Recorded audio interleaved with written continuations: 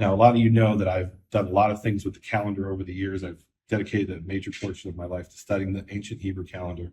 And here we have tombstones from the southern end of the Dead Sea from a place called Zoar or Zoar.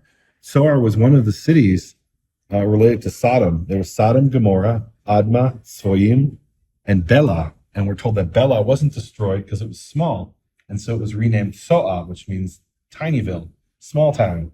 And Zoar continued to exist. And there were Jews living in Zoar in the 4th century and the 5th century and the 6th century CE. And they left these tombstones. And what's so interesting about the tombstones is they mention calendrical things.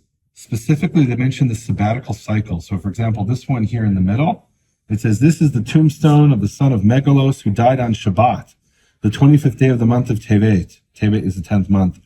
"In the first year of the sabbatical cycle, in the year 386, after the destruction of the temple piece."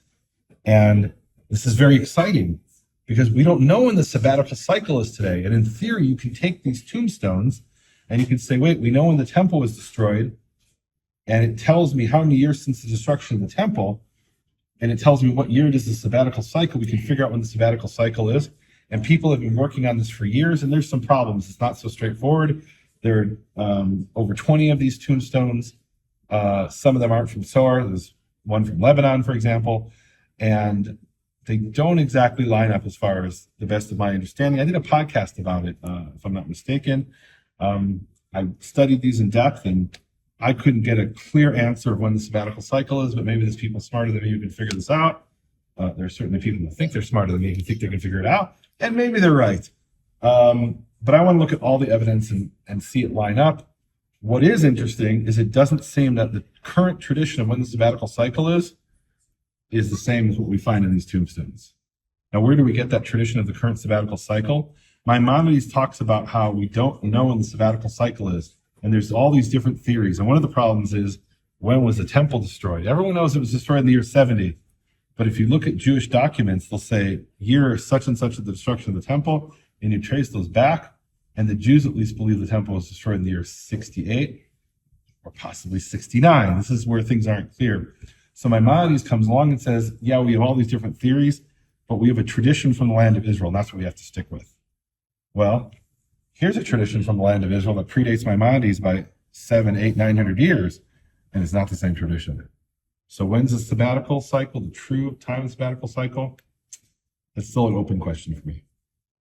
So here we have a section of the Israel Museum with some very interesting mosaics from the Byzantine period, meaning the period after the Romans became Christians. The Byzantines didn't know they were Byzantines, they just called themselves Romans. But from the year 325, we refer to them today as Byzantines. And here we have a mosaic where David is playing a harp, and it says David in Hebrew. And over here we have an incredible mosaic. And this mosaic talks about the sabbatical year. So it talks about the borders of the land of Israel for the purpose of determining the sabbatical year. And what does that mean? So the rabbis were always looking for loopholes. And if they could say that a certain area, a certain corner of a field wasn't actually part of Israel, yeah, it's part of Israel, but not for the purposes of the sabbatical year because it had been ruled by Greeks or something, they would apply that to get people exemptions. And this is a whole list of exemptions. So what's interesting to me is it's written in Hebrew. It was at the entrance of a synagogue, and it gives the borders of where these certain sabbatical rules have to be observed. And so it was something very practical for farmers who would come to the synagogue who would say, oh, I don't want to observe that. And the rabbis have now given me an exemption. And every time I walk into the synagogue, I get that exemption. And so this is probably the most popular synagogue in the region, because if you were subject to that exemption, you wanted to belong to this synagogue. So you could plant your fields even during the sabbatical cycle and benefit from the produce. So what's really interesting here for me is it lists all these different crops. And these are things that you might not know grew in the land of Israel. So in the Torah, we've got the 7 species, right? Which is the 7 biggest crops of ancient Israel. But here you have all kinds of different crops. It mentions the cucumbers and the watermelons and the melons and the carrots and the mint, which is tied by itself, the Egyptian broad beans, which are tied with shavings, and the leeks, from the festival, Sukkot until Hanukkah, and the seeds and the fennel and the sesame and the mustard and the rice. Who knew there was rice in ancient Israel?